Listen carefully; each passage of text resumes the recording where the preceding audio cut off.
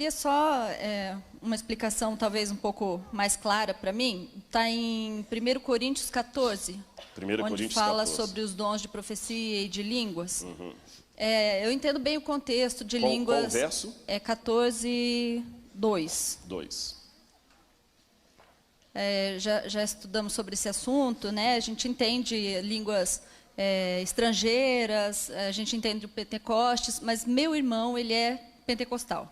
E ele tem experiências vivas dele com o dom de línguas. E aí, baseado nesse texto, a gente foi conversando, só que ele se atentou a esse verso, onde fala ali no final, pois o que fala em línguas não fala aos homens, senão a Deus. Então, fala em línguas, está falando com Deus. Com efeito, ninguém o entende. E em espírito fala milagres, ou mistérios. Então, o que em espírito fala mistérios? Obrigada. Tá certo.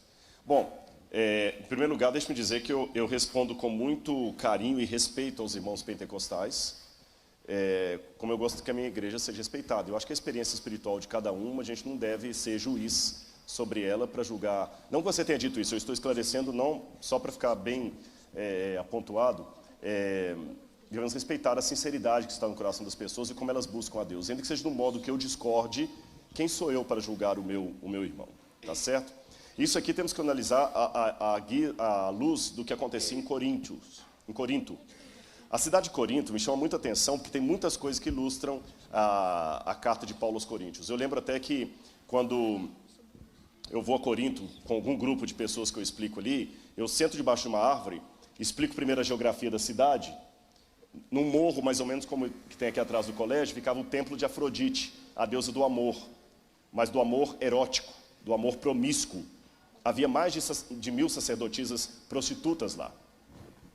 Quando você olha para frente assim, você tem o templo de Dioniso e o templo de Apolo, onde eles faziam as festivais, especialmente das Olimpíadas corintianas, e as carnes que sobravam ali do sacrifício, que não eram sacrificadas, eles vendiam no açougue. Eram oferecidas aos deuses e eles levavam para o açougue. Aí eu entendo por que da questão da carne sacrificada a ídolos, por que Paulo escreve em 1 Coríntios 13, explicando o que é o amor, para contrastar com o amor de Afrodite. E uma das coisas que tinha muito claro na cidade era o orgulho das pessoas por falarem vários idiomas. Isso é constatado por vários autores da época, como Pausanias, por exemplo. E as pessoas que entravam em transe, em êxtase, e começavam a balbuciar coisas como se estivessem falando aos deuses, etc, etc. E Paulo tenta normatizar essa situação ali. Tenta explicar que como é que isso deve ser feito, que isso não é por aí. E Paulo começa então, nesse caso específico de 14:1, ele fala assim, segui o amor e procurai com zelo os dons espirituais, mas principalmente que profetizeis. Por que Paulo já não cortou de graça? Não fica esse negócio de ficar preocupado em falar línguas, não, porque o povo ia espanar. Você sabe que tem coisas que a gente não pode chegar assim e cortar de cara. E quando ele fala assim, olha, pois quem fala em outra língua, você está preocupado em exibir que você tem conhecimento? Ele falou, eu falo mais língua do que todos vocês aqui. E nem por isso eu fico exibindo. Agora, se você fala e ninguém está entendendo na igreja, então você está falando só para Deus, meu irmão, porque ninguém está entendendo. Tá certo? Você não está falando aos homens, só a Deus. E ninguém o entende. Então, em espírito, você está falando mistérios. Só que Paulo mesmo vai explicar. Mas ao que profetiza, fala aos homens, edificando, exortando e consolando. Então Paulo está pegando um conceito que eles tinham e falando assim, tá bom, você quer insistir em falar com glossolalia para você?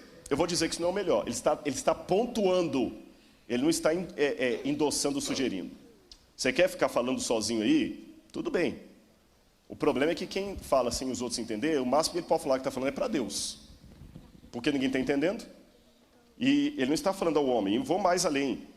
Já que ninguém entende, ele fala em espírito, ele só fala mistério. Por isso que eu prefiro que vocês profetizem. Porque aí todo mundo vai entender. Então não posso ler esse verso isolado, esquecendo o verso 1 e o verso 3, que vem antes e depois dele. Não sei se está ficando clara a minha explicação aqui. Paulo está descrevendo um comportamento para pontuar com o outro que ele acha melhor. É como se alguém dissesse aqui assim, eu vou combinar uma coisinha com você que vou responder. É como se ele dissesse assim, olha gente, eu sei que vocês gostam aqui de fazer acampamento de carnaval para os jovens. Tá bom, já que vocês querem insistir em fazer acampamento, só acampamento, tudo bem, vocês vão ao acampamento, o pessoal vai lá, canta. Eu prefiro mais o estudo das profecias.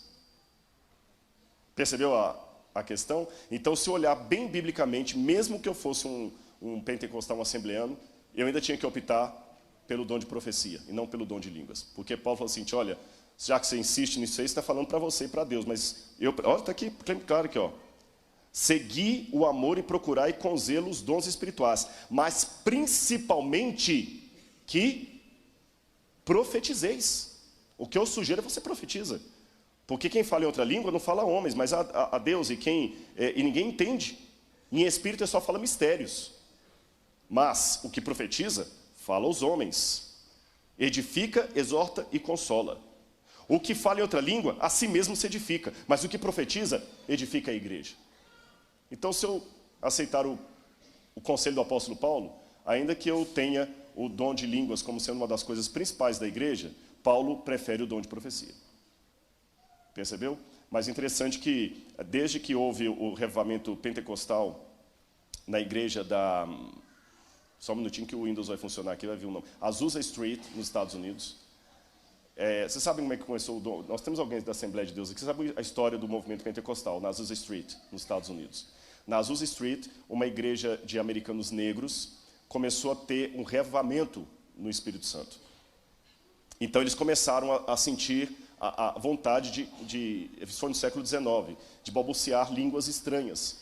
E aquele movimento espalhou pelos Estados Unidos, da Azusa Street, tanto é que é chamado o movimento da Azusa Street. Tem um livro da CPAD com esse nome, se não me engano, o movimento de Azusa Street. CPAD, não, desculpe, da editora Assembleia de Deus Americana. Acho que tem em português esse livro, do movimento da Azusa Street. Então, da rua Azusa, da Azusa Street, ele foi se espalhando, e pegou em várias outras igrejas do mundo que começavam a manifestar o movimento pentecostal. Até que Berg e o seu outro irmão, lá na Europa, tiveram também uma ideia de trazer o movimento pentecostal para o Brasil, pediram a Deus uma visão de onde deveria ser esse movimento, olharam no mapa, apareceu o nome Belém. E eles então entenderam que Belém seria o lugar onde deveriam vir. Então eles vieram para o Brasil e iniciaram em Belém ali o movimento pentecostal, que hoje cresce muito. A Assembleia de Deus é a maior igreja pentecostal do Brasil, se não do mundo.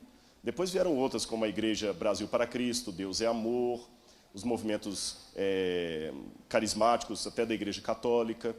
Então, são irmãos sinceros que eu tenho que respeitar, mesmo discordando, eu tenho que respeitar. Você entendeu o ponto aqui, né? Eu tenho que respeitar no Espírito como eu quero que me respeite.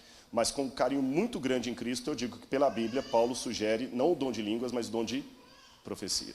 É o que a Bíblia diz. Aí eu tenho que falar com a Bíblia com muito carinho, que há pessoas da Assembleia de Deus aqui. E deixa eu dizer que eu sempre sou chamado para falar na Assembleia de Deus, viu? Fiquem tranquilos lá. Mas entenderam o ponto? Então essa é a questão.